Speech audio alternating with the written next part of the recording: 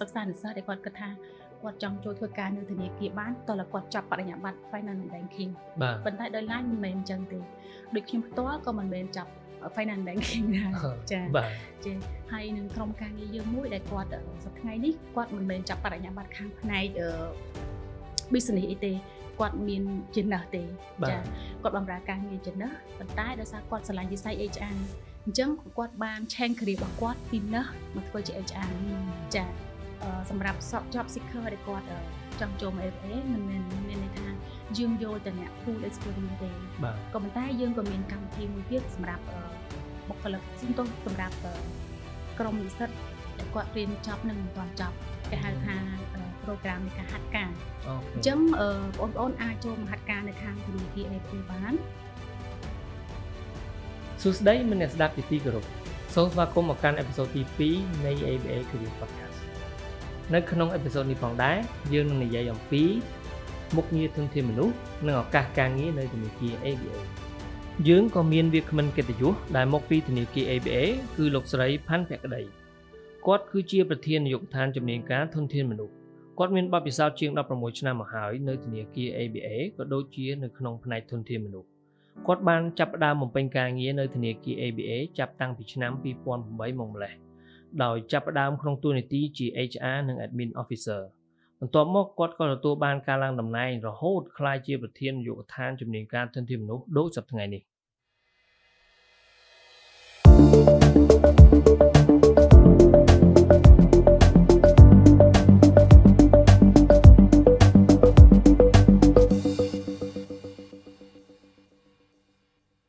បាទជំរាបសួរបងចាជំរាបសួរតើបងអាចជួយណែនាំអំពីមុខងារនៃផ្នែកធនធានមនុស្សនៅក្នុងធនាគារ ABA យើងបានទេហើយតើផ្នែកនេះមានតួនាទីអ្វីខ្លះចាសំណួរនេះគឺជាសំណួរដ៏ល្អហើយដូចយើងដឹងទាំងអស់គ្នាថាក្នុងស្ថាប័នមួយមិនថាវិស័យធនាគារឬក៏អង្គភាពផ្សេងទេគឺយើងមានតួនាទី HR មួយគឺតួនាទីសំខាន់ក្នុងដែរបើយើងក៏លេចមើលថាតើ HR គាត់ធ្វើអ្វីបើមើលតាមមួយផ្នែកទៅឃើញថាគាត់ជ្រើសតែបុគ្គលិកទេប៉ុន្តែលើសពីការជ្រើសបុគ្គលិកយើងមានផ្នែកជាច្រើនទៀតដូចជាការជ្រើសរើសបុគ្គលិកការបណ្ដុះបណ្ដាលផ្នែកខាងcompensation and benefit ដែលដល់អត្ថប្រយោជន៍ទៅបុគ្គលិកដែលជាផលប្រយោជន៍របស់បុគ្គលិកហើយនឹងគិតប្រាក់ខែគិតអីចាការគិតប្រាក់ខែការគិតច្បាប់ទម្លាប់អីដែលផ្សេងៗដែលពួកគាត់ត្រូវតែដឹងហើយនឹងផ្នែកគេហៅថានាយកដ្ឋានប្រតិបត្តិការដែលយើងមានធ្វើការងារមួយចំនួនទាក់ទងការចេញឯកសារផ្សេងៗទៅដល់បុគ្គលិករបស់យើងអូខេចាហើយទំនាក់ទំនងជាមួយនឹងការងាររបស់សង្គមជាមួយនឹងខាងក្រសួងស្ថាប័នផ្សេងៗដែលពាក់ព័ន្ធជាមួយនឹង HR យើងចាហើយនឹងមានខាងផ្នែក data ខាងវិភាគ data ហើយនឹងខាងធ្វើ system របស់ HR ទាំងមូលដែរបាទហើយចុះផ្នែកណាដែលគាត់វាតម្លៃបុគ្គលិកឬក៏យ៉ាងម៉េចទៅមកពេលគាត់អនុវត្តការងារពីរួមផ្នែកណាក៏គាត់វាតម្លៃបុគ្គលិកដែរប៉ុន្តែតកតងទៅនឹងការហៅថា performance management គឺមានខាង HRBP មួយដែលគាត់មានតួនាទីដែលសំខាន់ចា work closely ជាមួយនឹង staff ទាំងអស់ទូទាំង ABA យើងហ្នឹងគឺយើង focus ទៅលើ performance management របស់ពួកគាត់ដែលយើងធ្វើការធ្វើការ consult ជាមួយពួកគាត់សឹងតែរាល់ថ្ងៃតែម្ដងចាបាទចុះបងអាចជួយបន្ថែមបន្តិចតើតើនឹងថាផ្នែកមួយហ្នឹងគាត់ធ្វើអីគេខ្លះឲ្យយើងឲ្យទស្សនិកជនគាត់បានយល់បានដឹងថាអំពី HR យើងបន្ថែមជានឹងបន្តិចចាបើបន្ថែមជានឹងទៀតមានថាយើងបើសិនជាអ្វីដែលធំនៅក្នុងនេះយើងធ្វើការជាមួយនឹង senior management តាក់ទងទៅនឹងយើងមាន strategy ឬក៏គោលការណ៍ក្របមួយចំនួនដែលយើងត្រូវដឹងថាតើសប្តាហ៍ថ្ងៃនេះយើងមានធនាគារយើងបែរឈ្មោះទៅលើទិសដៅមួយណាចាអានឹងបើយើងនិយាយជាការងារដែលធំដែល HR ធ្វើជាមួយនឹងថ្នាក់ senior management ចាហើយសម្រាប់តួនាទីរបស់មុខងារមួយដូចជាខាងជ្រើសរើសបុគ្គលិកអញ្ចឹងមានខាងជ្រើសរើសបុគ្គលិកហើយខាងបណ្ដុះបណ្ដាលគឺដើម្បីឲ្យបុគ្គលិកថ្មីដែលគាត់ចូលមកខាងធនាគារយើងនេះបានរៀនជាមួយនឹង policy ចា policy គាត់នៅស្ថាប័នផ្សេងចេះ policy គឺផ្សេងគ្នាហើយចាដើម្បីគាត់ចូលផ្ទះយើងតើគាត់ដឹងច្បាប់ទម្លាប់របស់យើងដែរថាតើនៅផ្ទះរបស់យើងនេះយើងមានក្របខ័ណ្ឌអ្វីខ្លះដែលពួកគាត់ត្រូវតែសម្របខ្លួនតាមចាហើយតកតងទៅនឹងផ្នែកខាង compensation benefit គឺផ្ដល់អត្ថប្រយោជន៍ទៅលើបុគ្គលិកមានថាយើងមានផ្នែកនឹងមួយដើម្បីដឹងថាតើពួកគាត់មាន benefit អីគេខ្លះចាមានខាងអាចច្បាប់ទម្លាប់ហើយពួកគាត់ក៏ធ្វើការដោយ closely ជាមួយនឹងខាងស្ថាប័នរដ្ឋជាមួយនឹងក្រសួងការងារបាទចាហើយនៅខាងវិភាគ data ក្នុងនេះដែរយើងមានក្រុមការងារមួយដែលគាត់នឹងវិភាគ data ដែលជា data របស់ HR ហើយនឹងមានអ្នកបង្កើត system HR ទាំងមូលដូចគ្នាដែរចាអញ្ចឹង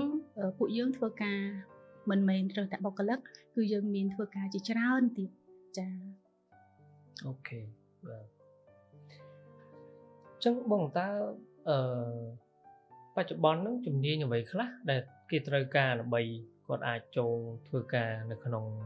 ខាងផ្នែក HR បានឬក៏ចូលធ្វើការនៅធនាគារយើងបានចា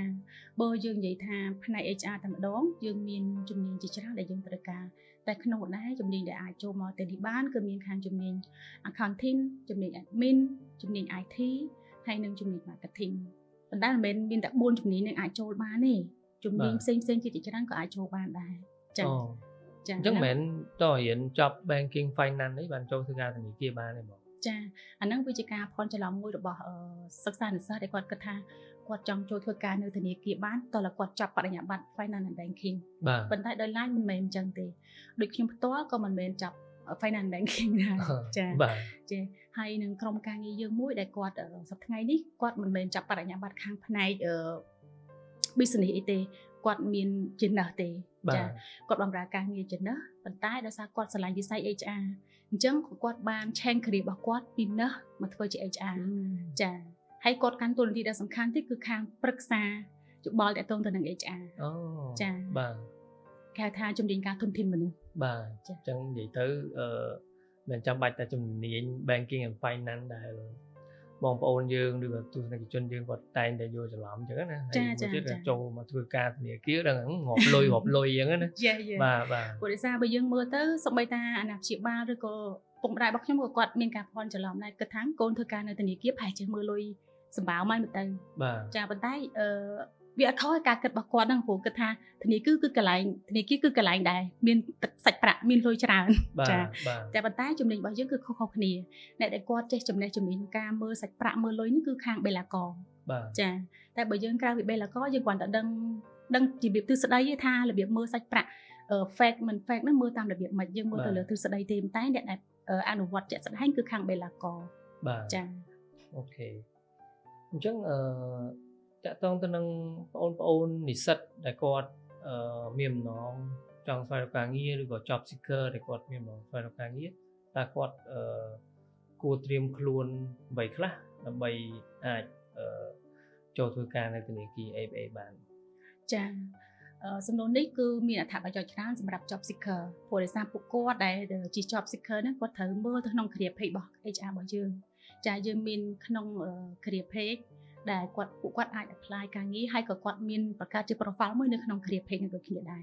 ចាអញ្ចឹងពួកគាត់បន្ទាប់ពីពួកគាត់មានជា profile ហើយនឹងមាន notification update ថ្មីទៅទៅនឹង position ដែលទំនេរនឹងការជ្រើសរើសបុគ្គលិកចាអញ្ចឹងបានថាមាន website ក៏យើងផ្សព្វផ្សាយពីខាងហ្នឹងហើយមាន career page យើងមានខាង TikTok ហើយខាង Telegram ក៏យើងបានផ្សព្វផ្សាយគ្នាដែរចា Facebook ជាពិសេសគឺ Facebook ដែលយើងឃើញថាវាជាប្រព័ន្ធ social media មួយដ៏ធំដែលបងប្អូនទាំងអស់គាត់ឃើញថា ABA មាន post job announcement អីខ្លះអូខេអញ្ចឹងសម្រាប់បុគ្គលិករបស់យើងវិញថាតើបងមានជាយោបល់ឬក៏ជាដំបូងមានយ៉ាងម៉េចដែរបើសិនជាគាត់ធ្វើម៉េចគាត់ចាប់អារម្មណ៍ផ្នែក HR គាត់ចង់ចូលមកផ្នែក HR ដែរគាត់គួរធ្វើម៉េចចាវាជាភាពងាយស្រួលទេមិនថា internal តែបើយើងសំណួរនេះតកតងទៅនឹង internal បុគ្គលិកទាំងអស់គឺគាត់អាចមានសំខាន់គាត់មាន career plan របស់ខ្លួនឯងច្បាស់លាស់ថាតើសប្តាហ៍ថ្ងៃនេះគាត់ចង់ចាប់ career ជាអ្វី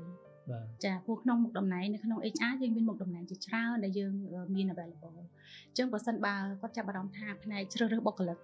អញ្ចឹងគាត់គួរតែមាន background អ្វីខ្លះតកតងទៅការទំនាក់ទំនងឬក៏មានអីបើសិនជាគាត់ឆ្លាញ់ផ្នែក data តើគាត់គួរតែមានមុខជំនាញអីគេអ អញ្ចឹងនៅពេលដែលគាត់ set គោលដៅខ្លួនឯងច្បាស់លាស់ហើយគាត់អាច apply ចូល HR បានព្រោះយើងក្នុងនេះយើងផ្ដល់មុខតំណែងឲ្យពួកគាត់បេះទៅលើ competency របស់ពួកគាត់ដូចគ្នាដែរតែតាមចំណេះនិងជំនាញរបស់ពួកគាត់មានចាហើយយើងក៏អាចពួកគាត់ក៏អាចមើលឃើញនៅក្នុង internal announcement របស់យើងនៅក្នុង HR focus ដែលពួកយើងតែងតែ announce ជារៀងរាល់សប្តាហ៍អញ្ចឹងសម្រាប់បុគ្គលិក FA ទាំងអស់ត្រូវតែមើលនៅតាម link ដែលយើងបានផ្ដល់នៅក្នុង announcement ហ្នឹងចា៎បាទចុះសម្រាប់អ្នកដែលគាត់ស្វែងរកការងារហ្នឹងចង់ដឹងថាតើ ABA យើងពេលយើងរើសបុគ្គលិកចូលយើងរើសបុគ្គលិកប្រភេទយ៉ាងម៉េចខ្លះបងយើងរើសថាតើអ្នកហ្នឹងមានបទពិសោធន៍ឬក៏អ្នកហ្នឹងអត់បទពិសោធន៍ឬក៏គាត់ត្រឹមតែរៀនចប់ឬក៏គាត់កំពុងរៀនតែអាហ្នឹងយើងចង់ថាយើងច្បាស់ថាតើចេះបានយើងយកចេះបានចាយើងយកអញ្ចឹងសម្រាប់ job seeker ដែលគាត់ចង់ចូលមក FA មិនមែនមានន័យថាយើងយកតែអ្នក full experience ទេក៏ប៉ុន្តែយើងក៏មានកម្មវិធីមួយទៀតសម្រាប់បុគ្គលិកសម្រាប់ក្រុមនិស្សិតដែលគាត់រៀនចប់និងមិនទាន់ចប់គេហៅថា program នៃការហាត់ការអញ្ចឹងបងប្អូនអាចចូលមកហាត់ការនៅខាងធនាគារ FA បានចាអញ្ចឹងនៅក្នុង announcement ហ្នឹងយើងមានប៉ុស្តិ៍ទាំងអស់តាំងពីហាត់ការនិងមុខតំណែងច្បាស់លាស់អញ្ចឹងសម្រាប់ដែលបងប្អូននិស្សិតដែលគាត់តែទើបតែបញ្ចប់ការសិក្សានឹងមិនទាន់បញ្ចប់ទេគឺអាចចូលមកក្នុងវិស័យធនាគារ FA បានគឺគាត់ចូលហាត់ការសិននឹងបើគាត់អត់មានជំនាញប៉ុន្តែបើសិនជា job seeker ដែលគាត់មានជំនាញហើយអញ្ចឹងគាត់នឹងជ្រើសរើសមុខតំណែងណាមួយដែលត្រូវនឹងជំនាញរបស់គាត់បច្ចុប្បន្នហើយចាអញ្ចឹងគឺវាមានភាពទូលំទូលាយហើយក៏ងាយស្រួលដែរព្រោះដោយសារពួកគាត់បានបង្កើត profile មួយនៅក្នុង career page របស់យើងហើយអញ្ចឹងនៅពេលដែលមានjob ដែល available ឬក៏ vacancy ដែល available វានឹង alert ទៅលើនេះរបស់គាត់ដែរ profile គាត់ដែរចាបាទអញ្ចឹងសរុបមកវិញមានន័យថានៅធនាគារ ABA យើងគឺយើងអ្នកដែលគាត់ចង់ចូលមកធ្វើការគឺតាំងអ្នកកំពុងរៀនអ្នកដែលរៀនចប់អ្នកដែលមានបទពិសោធន៍តិចអ្នកដែលមានបទពិសោធន៍ច្រើនអ្នកបទពិសោធន៍ខ្ពស់តំណែងធំតំណែងទូចគឺអាចដាក់ពាក្យមកចូលធ្វើការនៅ ABA បានទាំងអស់ព្រោះយើងមិនមែនរើសតាអ្នកដែលធំទេអ្នកតូចក៏យើងរើសដែរចាព្រោះដោយសារយើងមិនមែនកាត់ឡើងព្រាមយើងចាស់ហើយយើងកាត់ឡើងពីកូនង៉ែដូចគ្នាចាយើងធ្វើការពីកូនង៉ែចេះរត់ចេះដើរចេះវាអីបានធ្វើជាមនុស្សធំអញ្ចឹងដូចគ្នាមុខតំណែងយើងមានតាំងពីតូចរហូតដល់ធំចាអូខេបាទចុងនៅធនាគារ ABA យើងតើយើងមានមុខតំណែងអីខ្លះរាល់ថ្ងៃនេះដែលយើងកំពុងតែត្រូវការចាបើតកតងទៅនឹងធនាគារទាំងមូលហ្មងគឺមានមុខតំណែងច្រើនចាមុខតំណែងដែលយើងជ្រើសច្រើនជាងគេនេះគឺផ្នែកផ្ដល់កម្ចីឥណទានចាអញ្ចឹងយើងត្រូវការជ្រើសច្រើនព្រោះវិសាយើងត្រូវការដូចខាងធនាគារគឺត្រូវការផ្ដល់កម្ចីចាអញ្ចឹងយើងត្រូវការផ្ដល់កម្ចីគឺត្រូវការជ្រើសពួកគាត់អញ្ចឹងនៅក្នុងនោះយើងមានខាងផ្ដល់កម្ចីយើងត្រូវការជ្រើសពួកគាត់ហើយខាងផ្នែកបេឡកផ្នែកក្រុមប្រឹក្សាហៅថា CSA ហ្នឹងចាប្រឹក្សាយោបល់ហ្នឹងព្រោះនៅពេលដែលពួកគាត់មកគេហៅថាប្រឹក្សាអាជីវកម្មជួយពួកគាត់សិនថាតើពួកគាត់បើក account ជាប្រភេទទម្រង់អ្វីដើម្បីឲ្យត្រូវនៅនឹងអាជីវកម្មរបស់ពួកគាត់ចា៎អញ្ចឹងមានមុខតំណែងច្រើនដែលយើងត្រូវការអូខេអញ្ចឹងតើចំណុចពិសេសមួយថាតើបងប្អូននិស្សិតឬក៏ job seeker ឬក៏ទាំងបុគ្គលិករបស់ ABA យើងទាំងអស់គាត់គួរធ្វើម៉េចដើម្បីត្រៀមខ្លួនឲ្យរួចរាល់ហ្មងពេលដែលយើងមានjob vacancy កើតឡើងបើកចំហពួកគាត់គឺថាអាចដាក់ពាក្យបានយ៉ាងលឿនមែនទែនអញ្ចឹងណាចាដូចខ្ញុំបាន highlight ពីចំណុចរួចមកហើយគឺមានន័យថាពួកគាត់ត្រូវតែបង្កើត profile របស់ពួកគាត់នៅក្នុង career page របស់ពួកយើងចាអាហ្នឹងបានថាគាត់ចូលទៅត្រៀមខ្លួនក្នុងហ្នឹងហើយអញ្ចឹងគាត់ update ព័ត៌មានរបស់គាត់ background របស់គាត់ក្នុងទាំងអស់ចាអញ្ចឹងនៅពេលដែលមាន notification ភ្លាមគាត់ថាគាត់សឹងតែអ្នកទី1ដែលឃើញថាមាន post នេះ available សម្រាប់គាត់ post នេះ available សម្រាប់គាត់ចាហ្នឹងបានថាគាត់ ready ក្នុងការចូលមកខាងពួកយើងចូលមកខាងស្ថាប័ន ABA ព្រោះគាត់បានរៀបឲ្យ profile ពួកគាត់យើងឃើញអស់ហើយអាហ្នឹងបានថាយើង screenshot អីតាមបានហើយ CV មួយនៅក្នុង ABA គាត់ដាក់ CV ហើយចាគាត់ដាក់ CV ចូលមកហើយគាត់ថាពេលហ្នឹងដល់ពេលដែលគាត់ update ហ្នឹងមិនទាន់មាន available position ប៉ុន្តែនៅពេលដែលមាន available position គឺនឹង alert ទៅគាត់ notification ទៅគាត់ថាមាន position នេះគឺទំនេរគាត់អាច apply ឬក៏អីចឹងទៅចាបាទអូខេព្រោះឥឡូវនេះបច្ចេកវិទ្យាទំនើបអញ្ចឹងកាលពីមុនយើងអាចមានបង្កើត profile របស់ របស់បុគ្គលិកសំទោសរបស់ខាង job seeker នៅក្នុង career page ទេតែឥឡូវនេះយើងមានអញ្ចឹងបន្ទាប់ពីពួកគាត់បានបង្កើតហើយគឺងាយស្រួលសម្រាប់ពួកគាត់ក្នុងការស្ដាប់ដំណឹងមិនចាំបាច់ថាបងទេមកសួរថាបងអីខ្ញុំបានជាប់ short list នៅបងអីមានប៉ុស្តិ៍មុខតំណែងអីដែល available អត់មានមុខតំណែងអីដែលទំនេរអត់មិនចាំបាច់ចឹងទៀតទេព្រោះឥឡូវយើងប្រើតែប្រព័ន្ធបច្ចេកវិទ្យាទំនើបអស់ហ្នឹងគឺសឹងតែ close ជាមួយគ្នាបាត់ទៅហើយចា៎បាទល្អមែនតើអញ្ចឹងមានថាគាត់មានកន្លែងមួយដែល ABA យើងបានបើកចំហផ្ដល់ឲ្យគាត់អាចចុះឈ្មោះបង្កើត profile ដូច build CV នៅក្នុងwebsite ហ្នឹងតែម្ដងអញ្ចឹងមកហើយគាត់ build CV នេះផងដែរគាត់មិនចាំបាច់មកធនាគារទេតែមិនមែនយើងហាមមិនឲ្យគាត់មកអញ្ជើញមកហើយគាត់នៅតែអាចអញ្ជើញមកបានដែរប៉ុន្តែ the easy way the fastest way គឺមានន័យថាគាត់បង្កើត profile ក្នុង ABA career page ហ្នឹងទៅចា៎បាទនិយាយទៅស្ដាប់ទៅវាងាយស្រួលមែនតើយើងគ្រាន់តែចុចមួយ click ពីរ click 3 click តាមមួយ click ពីរ click ដូចយើងចាដូចយើងលេង Facebook អញ្ចឹងយើងចុចតាមមួយ click like ចុចតាមមួយ click ឲ្យបេះដូងអាហ្នឹងគឺមានទំនាក់ទំនង interaction ជាមួយគ្នាចាសំខាន់ពេលដែលគាត់មាន profile ជាមួយ ABA ហើយមានថាពេលដែលគាត់ apply ទៅតាម system របស់យើងហ្នឹងគឺថាបេក្ខភាពរបស់គាត់ហ្នឹងគឺឈរនៅជួរមុខហ្មងអញ្ចឹងអ្នកដែលគាត់ត្រូវជ្រើសរើសបុគ្គលិកគាត់មើលឃើញភ្លាមលឿនមុនគេដែលគេដាក់ផ្ញើ CV តាម email ដូចរបៀបចាស់កាលពីមុនអញ្ចឹងណាជំនាន់មុនយើងមានផ្ញើជា CV ក្នុង email តែឥឡូវមិនបាច់ផ្ញើ CV ទេព្រោះថាព័ត៌មាននៅក្នុងដៃយើងទាំងអស់គ្នាគ្រាន់តែមានគាត់ update យើងបានទទួល update ដូចគ្នាដែរចាព្រោះលើកមុនបើសិនជា update ត្រូវផ្ញើ CV ថ្មីមកមួយទៀតត្រូវអត់ចាតែឥឡូវអត់ទេគាត់គ្រាន់តែ update វាលើមកយើងមិនឥឡូវមិនថាមានព័ត៌មាននឹង update ទាំងអស់គ្នាចាអូខេបងតើបងមានមតិយោបល់ឬក៏ចំណាប់អារម្មណ៍ដូចម្តេចខ្លះទាក់ទងទៅនឹង ABA Careers Podcast នេះចាសម្រាប់podcast នេះយើងឃើញថាវាជា platform មួយដែលថ្មីចាសម្រាប់ ABA យើងខ្ញុំអាចនិយាយបានថាថ្មីព្រោះតែយើងទើបតែមានមួយ episode ពី episode នេះទេដែលយើងចេញទៅសម្រាប់ឲ្យ job seeker ក៏ដូចជា internal staff របស់យើងគាត់បានស្ដាប់ហើយវាមានអត្ថប្រយោជន៍ខ្លាំងណាស់សម្រាប់ job seeker ហើយនិង internal របស់យើងព្រោះថាពួកគាត់អាចស្ដាប់podcast នេះបានមិនត្រឹមតែកាន់ទូរស័ព្ទផ្ទាល់ឬក៏កាន់មិនថាមិនចាំបាច់ចំណាយពេលទៅលើនឹងទូរស័ព្ទទេមិនចំណាយពេលលើ screen ទេគឺមានន័យថាពួកគាត់ក្នុងការ travel ក៏ពួកគាត់អាចស្ដាប់ podcast នេះបានដែរព្រោះដោយសារយើងអាចស្ដាប់ជាសំឡេងទៅពេលដែលយើងធ្វើដំណើរទៅទីជិតឆ្ងាយគឺយើងអាចស្ដាប់បានដែរហើយវា podcast វាទលំទលាយមែនទែនវាជា platform មួយដ៏ធំដែលសឹងថាសកលលោកគាត់ប្រើប្រាស់ចាអញ្ចឹងបានយើងចាប់យក podcast នេះមួយមកផ្សព្វផ្សាយឲ្យ job seeker និង staff របស់ ABA ទាំងមូលគាត់បានជ្រាបបានដឹងថាតើ ABA មានsocial media ប្រភេទណាខ្លះដែលយកមកផ្សព្វផ្សាយទៅនឹង career របស់ ABA ទាំងមូលចា៎បាទហ្នឹងហើយបងអញ្ចឹងនៅក្នុងកម្មវិធីរបស់យើងនេះក៏យើងមានជាកូនសភៅមួយដែលជា note ដើម្បីឲ្យវាគ្មិនយើងបច្ចុប្បន្នគាត់